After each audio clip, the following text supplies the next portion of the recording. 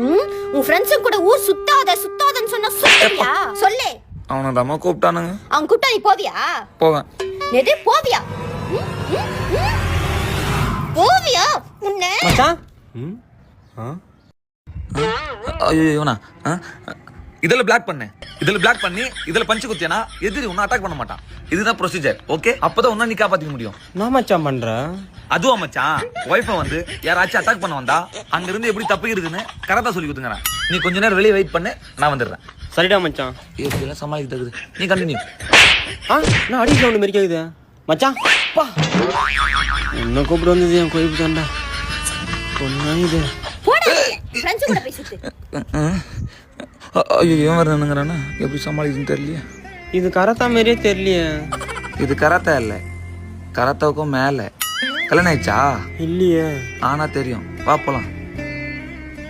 பா என்ன அடி. நம்மள யாரானா தொட முடியுமா?